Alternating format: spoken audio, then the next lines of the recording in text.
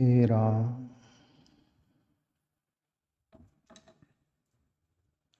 हाँ प्यारे मित्रों,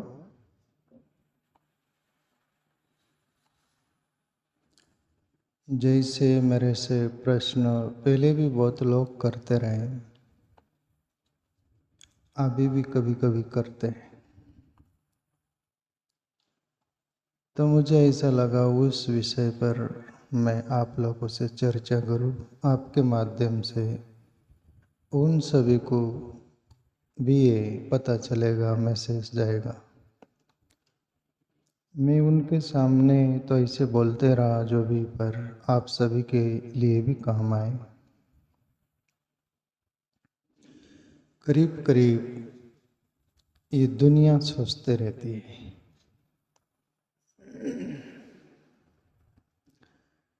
जैसे वो कहावत जो है ना, ये बात बोलते हैं लोग,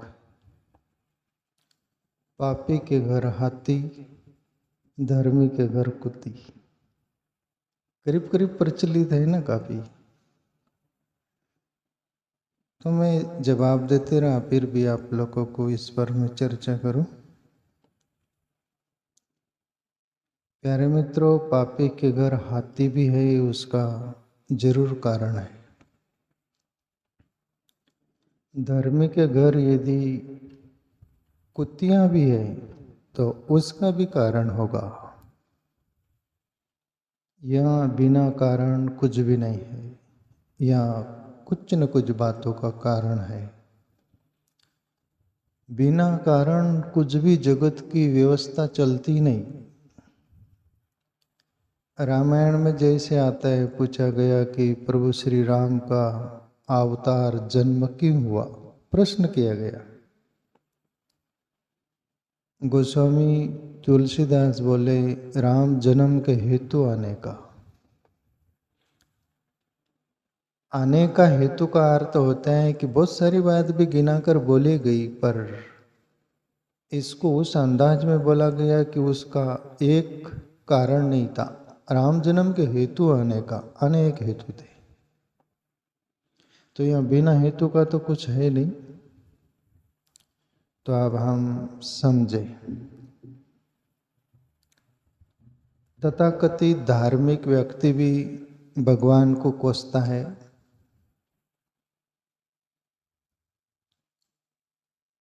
और तथाता व्यक्ति जीने वाला तो वो कोसता नहीं, वो अपने पर ही लेकर जीता है कि ये मेरा ही कुछ है, वो हम जिएंगे, जी रहे हैं, जीते रहेंगे, इसमें परमात्मा का कोई हाथ नहीं।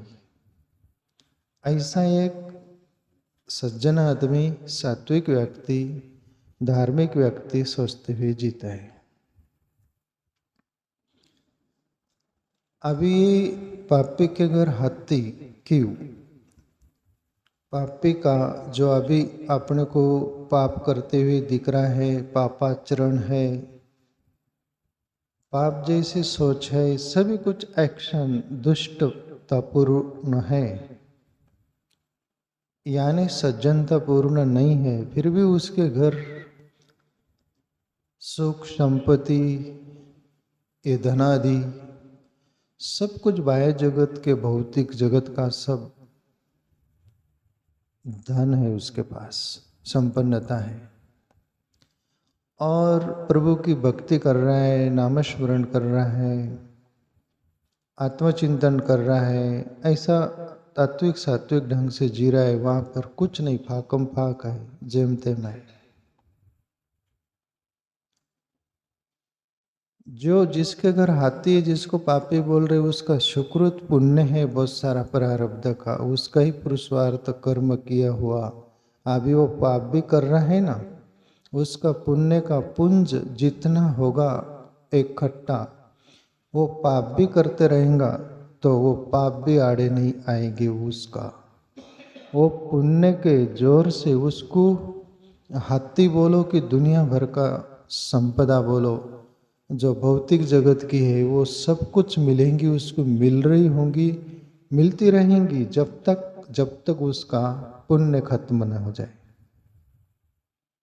और जैसे उसका पुण्य खत्म होता है ना, वो रोड पर आ जाता है। उसका खेल खत्म हो जाता है। फिर ये हम ही बोलने वाले बोलते, अरे उसके पास बहुत कुछ था, क्या हो गया, ऐसा हो गया और कुछ नहीं, उसका पुण्य खत्म हो गया। तो अपन जो कमेंट करते साधारण लोग कि पापी के घर हाथी क्यों, पुण्य का बल है उसका।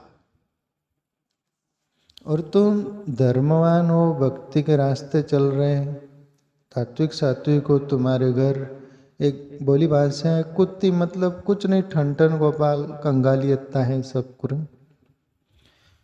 तो तुम्हारा हो सकता है ना कोई पुण्य प्रारब्ध का वो पुण्य स्मरण नहीं है, उसके कारण तुम्हें वो नहीं मिला, नहीं मिल रहा है, नहीं मिलने वाला।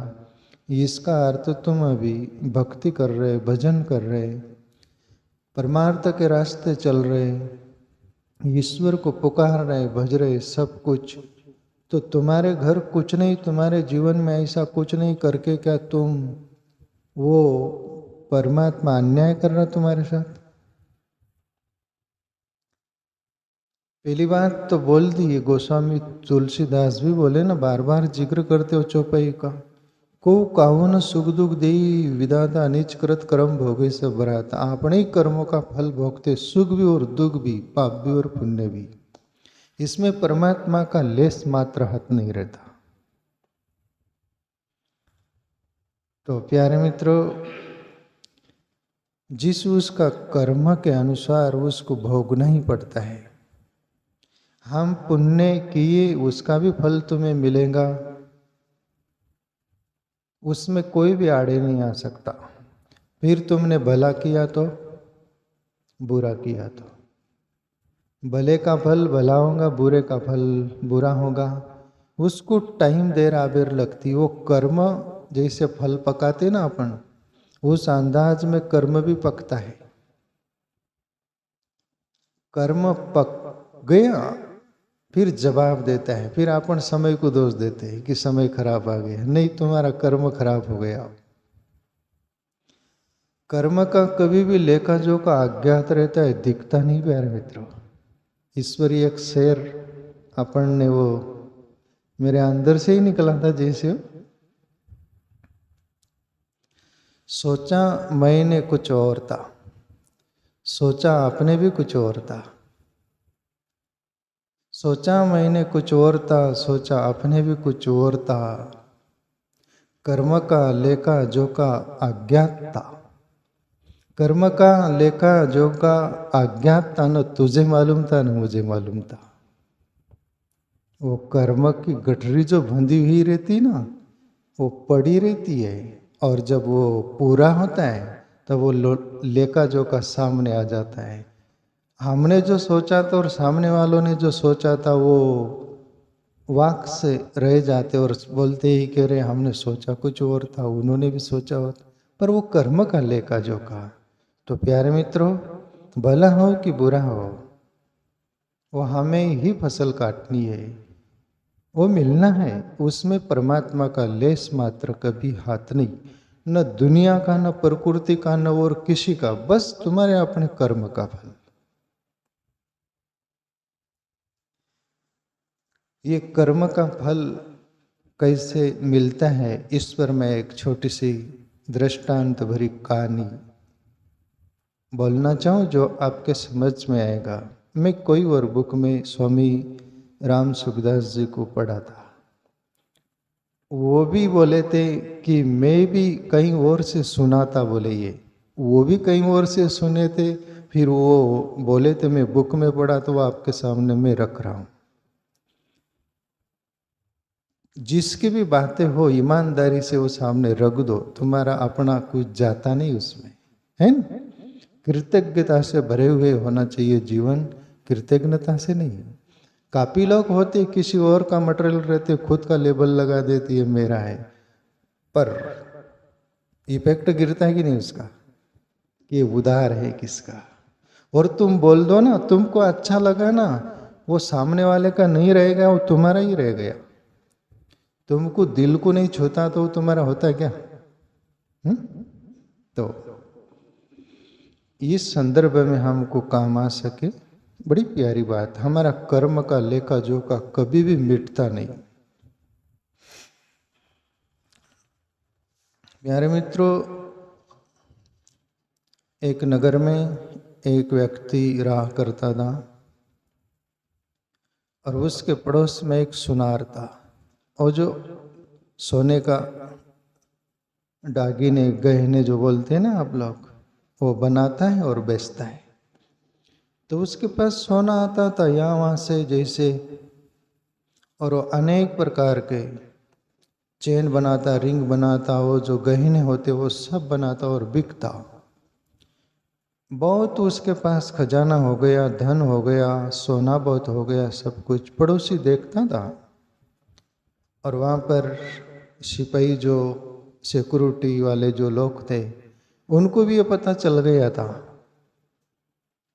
कि ये सोना इसके पास, धन बहुत सारा है। तो एक दिन वो सिक्योरिटी ने सोचा क्यों ना इसको अपन रात में मार डाले, और वो सोनार को सिपाही ने मार डाला, रात में मार डाला।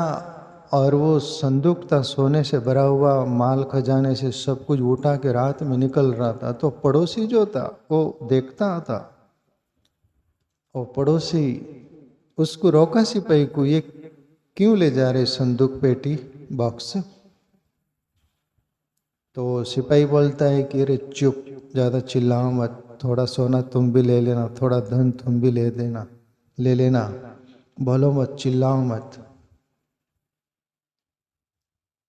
सोनार को मैंने मार डाला है, 50-50 कर लेंगे, चुप रह जा। वो सज्जन आदमी था, माना नहीं। वो बोले नहीं, ऐसा तो किया ही क्यों। तब वो सिपाही बोली कि ज़्यादा कम करते हो तो आप पर उल्टा कर दूंगा मैं। और बोले बोले उल्टा करो, पर मानव धर्म है, मैं वो निभाऊंगा। और कहती कि और सिपाही थे इर्द गिर्द साइड में, उनको बुलाया, चिका पुकारा कि ये आदमी ने सुनार को मार डाला है और ये चोरी करके ले जा रहा था। उल्टा हुआ, केस हो गई उस पर, और एक केस प्रयात फाटा जो बोलते हैं ना, वो सब चला, जज तक सब गया बात।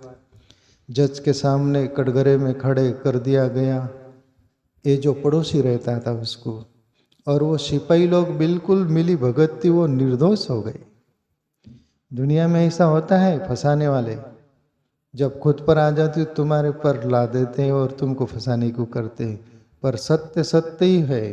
नास्तो विद्यते भावो ना भावो विद्यते सत्य। सत्य तीनों काल में एक जैसा रहता है। असत्य का अभाव, वो कोई उसका अस्तित्व नहीं। वहीं सा जज ने वो जो मुजरिम बनाए थे ना, वो पड़ोसी को, कैदी को जैसा, उसको फांसी की सजा सुना दी। निर्दोष था वो, फांसी की सजा सुना दी। वो चिल्लाया, और सत्य आदमी कभी भी जी जान लगाकर चिल्लाएगा, बोलेगा ना, क्योंकि वो सत्य है, वहां डर नहीं ना। वो चिल्लाया, मैंने मारा ही नहीं, और हकीकत में मारा भी नहीं था। जज सज्जन था, कभी भी उन्होंने असत्य न्याय नहीं किया था, असत्य बोला नहीं था, असत्य कभी किसको सजा नहीं दी थी उन्होंने। उसकी भी आत्मा गवाह दी कि कुछ तो भी सत्यता है। तो वो जो मुजरिम बना, कैदी जो था, पड़ोसी जो, जिस पर वो लगाया गया था सब, उसको अकेले में बुलाया जज और बोला कि सत्य बता, मैंने आज तक किसी को फांसी की सजा ऐसा गलत ढंग से सुनाया नहीं, तेरे को सुनाया हूँ। मैं मेरी आत्मा गवाह देती, मैंने गलत नहीं किया है, पर मैं तेरे से बोलता हूँ, सच में तूने मारा है क्या?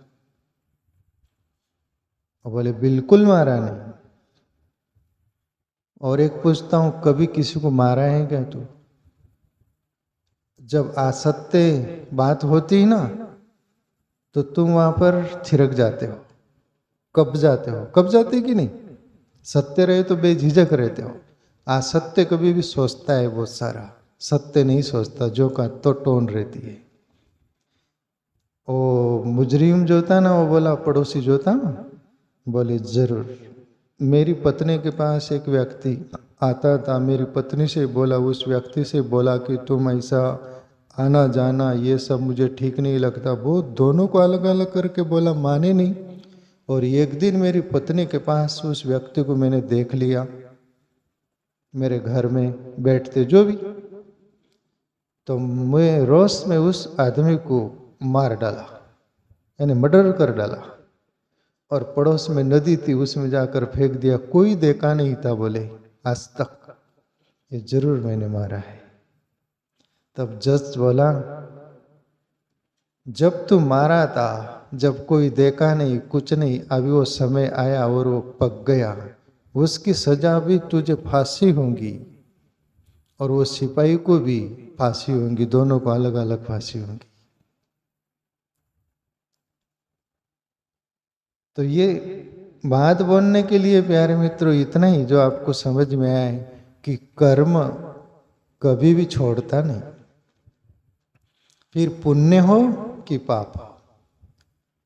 तुम्हारा अभी का पुरुषार्थ का बहुत पुण्य स्मरण जीवन जिया तो वो तुम्हारा प्रारब्ध बनेगा और वो लौटेगा। और जो अपराध से भरा कृत्य किए, जो भी कुछ किए, वो भी अभी भी मिलेगा और लौटोगे तभी भी मिलेगा।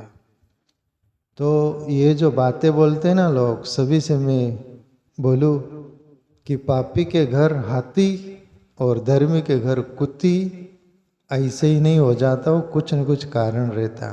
पर जो अभी तुम्हारे घर कुत्ती और तुम भक्ति कर रहे, भजन कर रहे, परमार्थ कर रहे, तो ये तुम्हारा भला कर्म बन रहा है, भक्तिमय बन रहा है, ये तुम्हारा पुण्य स्मरण बन रहा है। भले अभी तुम्हारे घर पर कुत्ती हो कि कंगालियत हो, ये तुम्हारा प्रारब्ध बन के तुम्हें मिलेगा।